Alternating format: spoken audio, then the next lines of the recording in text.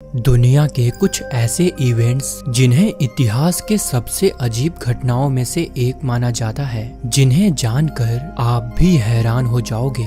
Number 1, Europe के अंदर एक ऐसा सीक्रेट वर्ल्ड छुपा है जो कई सेंचुरी से एक अनसॉल्व मिस्ट्री बनी हुई है, जिसे द अर्टस्टल टनल्स कहा जाता है। ये टनल्स जर्मनी, ऑस्ट्रिया, फ्रांस और स्कॉटलैंड जैसे देशों में मिली हैं। लेकिन हैरान करने वाली बात यह है कि ये टनल्स किसी भी हिस्टोरिकल रिकॉर्ड्स में मेंशन नहीं है, ना किसी किताब में, ना किसी ऑफिशियल डॉक्यूमेंट में। आर्कियोलॉजिस्ट मानते हैं कि ये टनल्स 10th से 13th सेंचुरी के बीच बनी होंगी, लेकिन इसे किसने और किस मकसद से बनाया था, ये अब तक एक मिस्ट्री है। अर्टस्टल टनल्स की एक और अजीब बात ये है कि ये ना तो एक जगह से दूसरी जगह जाने के लिए बनी लगती हैं और ना ही इनका कोई ऑब्वियस पर्पस दिखाई देता है। कई हिस्टोरियंस का मानना है कि ये टनल्स मिडिवल जमाने के लोगों ने इमरजेंसी हाइडिंग स्पॉट के रूप में बनाई थी।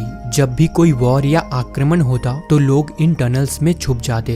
लेकिन एक बड़ी दिक्कत ये है कि इतनी नैरो और सफोकेटिंग टनल्स में कोई ज्यादा देर तक जीवित कैसे रह सकता था। कुछ लोगों का कहना है कि ये टनल्स किसी सीक्रेट सोसाइटी का एक अंडरग्राउंड नेटवर्क हो सकता है, जिसे किसी गुप्त संप्रदाय ने अपनी सीक्रेट मीटिंग्स के लिए बनाया था। अर्टस्टल टनल्स का रहस्य आज भी आर्कियोलॉजिस्ट के लिए एक बड़ी पहेली बना हुआ है। क्या ये एंशिएंट एस्केप रूट्स थे या कोई सीक्रेट सिविलाइजेशन यहाँ छुपी हुई थी?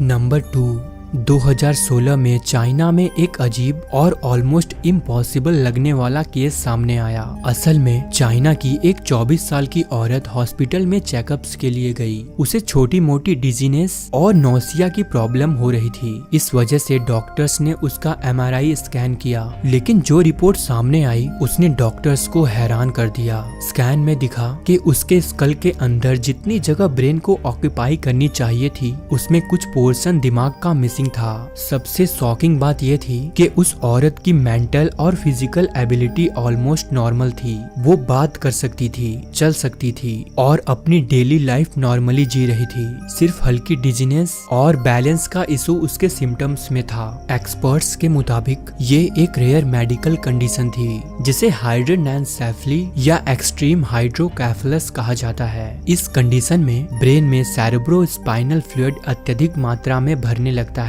और ब्रेन टिश्यूज को रिप्लेस कर देता है। लेकिन सबसे अजीब बात यह थी कि ये केस इतना क्रिटिकल होने के बावजूद वो जिंदा थी। न्यूरोलॉजिस्ट और डॉक्टर्स के लिए ये केस एक मेडिकल मिस्ट्री बन गया। जनरली ब्रेन के बिना कॉग्निटिव फंक्शन इम्पॉसिबल होते हैं, क्योंकि ह्यूमन बॉडी की सारी एक्टिविटीज ब्रेन ही कंट्रोल करता है। ये केस अब भी साइंस और मेडिकल साइंस के लिए एक बड़ी पहेली बना हुआ है, जो अब तक सॉल्व नहीं हो सका है।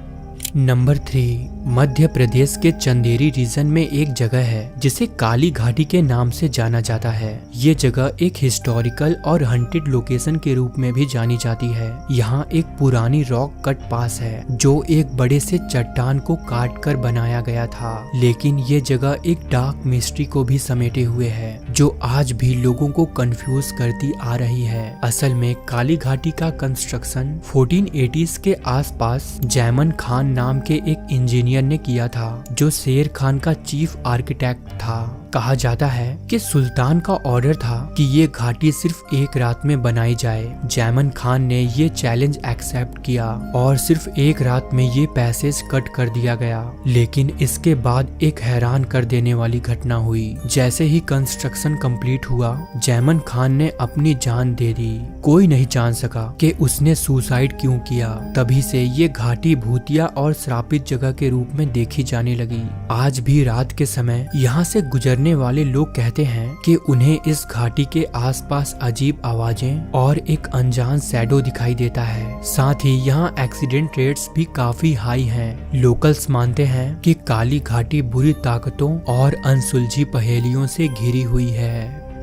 नंबर 4, 1996 में रसिया के किस्तिम नाम के एक छोटे से शहर में एक अजीब और रहस्यमयी घटना हुई, जो आज भी एलियन एनकाउंटर्स और जेनेटिक म्यूटेशन की मिस्ट्रीज में एक अनसॉल्व्ड केस बनी हुई है। इस कहानी का सेंटर एक छोटा सा अजीब क्रिएचर था जिसे एलियोसेंका कहा गया, लेकिन ये एक म्यूटेंट बेबी था या किसी और दुनिया से आया एक प्राणी, ये आज तक एक बड़ी पहेली बना हुआ है। असल में किस्तीम की एक छोटी सी बस्ती में एक बूढ़ी और मेंटली अनस्टेबल औरत रहती थी जिसका नाम तमारा प्रोसवायरिना था। एक दिन वो एक कब्रिस्तान के पास से गुजर रही थी, तभी उसने एक छोटी अजीब शक्ल वाली क्रिएचर को देखा जो जिंदा थी। उसे लगा कि ये एक बिना माँ का छोड़ा गया बच्चा है और इसीलिए तमारा ने उसे अपने घर ले जाकर पालने का फैसला किया। तमारा उसे एलियोसेंका कहने लगी और उसको दूध पिलाने की कोशिश की, लेकिन क्रिएचर ज्यादा दिन तक जिंदा नहीं रह सका। तमारा को पुलिस ने एक अलग केस में मेंटल असाइलम भेज दिया और बिना केयर के एलियोसेंका मर गया। बाद में जब विलेजर्स को इस क्रिएचर की मौजूदगी का पता चला तो उन्होंने उसकी बॉडी को एक लोकल डॉक्टर्स के पास ले गए, लेकिन जब डॉक्टर ने उसका एनालिसिस किया तो वो हैरान रह गया क्योंकि वो किसी भी नॉन ह्यूमन डिफॉर्मिटी से मैच नहीं करता था। उसके bones normal human skeleton structure से काफी अलग थे, साथ ही उसका डीएनए किसी भी रजिस्टर्ड ह्यूमन जेनेटिक कोड से अलग था। बाद में एक यूएफओ रिसर्चर्स ने उस शव को अपने पास रख लिया, लेकिन कुछ दिनों बाद वो बॉडी कहीं गायब हो गई और उसके बाद से कभी नहीं मिली। कुछ साइंटिस्ट का मानना है कि ये चेर्नोबिल या किस्तीम न्यूक्लियर डिजास्टर का रेडिएशन म्यूटेंट हो सकता है जो सर्विया डिफॉर्मिटीज के साथ पैदा हुआ था।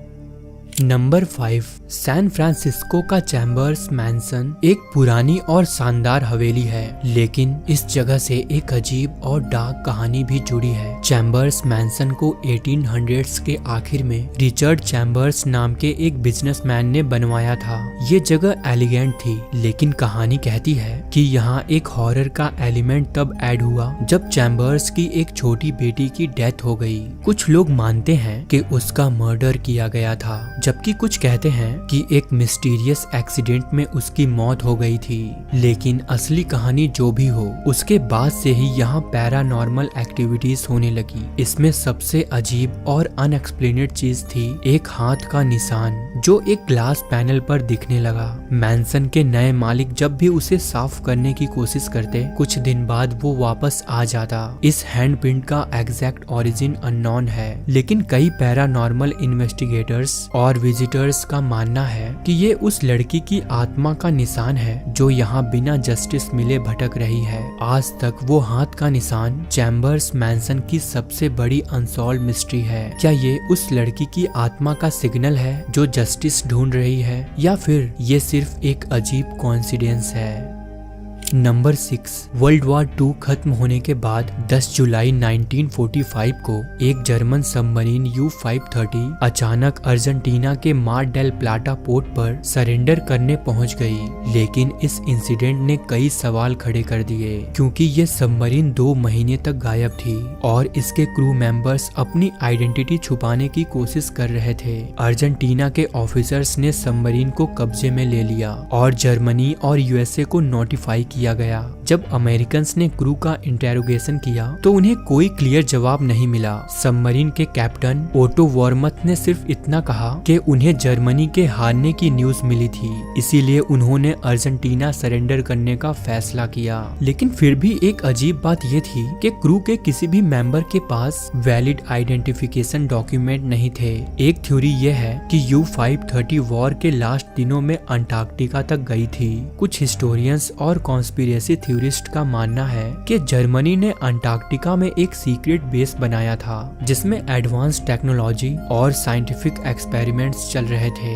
ये थ्योरी और भी स्ट्रॉन्ग तब हो गई जब वर्ल्ड वॉर 2 के बाद अमेरिका ने अंटार्कटिका में ऑपरेशन हाई जंप लॉन्च किया था, जो एक लार्ज स्केल मिलिट्री मिशन था। अमेरिका ने U-530 को कब्जे में ले लिया, पर सबमरीन से जुड़े जो भी डिटेल्स थे वो कभी पब्लिश नहीं किए गए। आज भी ये एक अजीब मिस्ट्री मानी जाती है। नंबर 7, स्विट्जरलैंड के मोलेंड्रस फॉरेस्ट में लगभग 10 सालों तक लोगों ने एक स्ट्रेंज फिगर को देखने का दावा किया जिसे ली लोयोन फैंटम कहा जाता है। ये एक 6 फीट से ज्यादा लंबा आदमी था जो एक पुराने मिलिट्री स्टाइल कोट और एक पुराना गैस मास्क पहनता था हाइकर्स और विलेजर्स के मुताबिक वो बिना किसी से बात किए फॉरेस्ट ट्रायल्स पर चलता रहता था। वो छुपने की कोशिश नहीं करता, पर उसके लुक्स इतने अनसेटलिंग थे कि लोग उससे मिलने के बाद डर जाते थे। कई बार बच्चों ने भी उसे देखा था जो उसके क्रीपी अपीयरेंस से काफी ट्रॉमेटाइज्ड हो गए थे। 2013 में एक हाइकर को जंगल के बीच एक छोड़ा हुआ कपड़ा और एक नोट मिला। नोट में लिखा था कि सोसाइटी ने उसे कभी एक्सेप्ट नहीं किया और इसी वजह से वो अब वापस नहीं आएगा। उसके बाद से ली लोयोन फैंटम का कोई नया साइटिंग कभी रिकॉर्ड नहीं हुआ। उसका बिना किसी एक्सप्लेनेशन के गायब हो जाना और जंगल में छोड़े गए क्रिप्टिक नोट ने कई सारे सवाल खड़े कर दिए थे। क्या वो एक मेंटली डिस्टर्ब आदमी था जो सिर्फ सॉलिट्यूड चाहता था, या कोई ऐसी अननोन स्टोरी है जो अब तक लोगों के सामने नहीं आ सकी है? दोस्तों, उम्मीद करते हैं कि आपको हमारी ये वीडियो पसंद आई हो। अगर वीडियो अच्छी लगी तो वीडियो को लाइक और चैनल को सब्सक्राइब करना ना भूलें। मिलते हैं नेक्स्ट वीडियो में। धन्यवाद।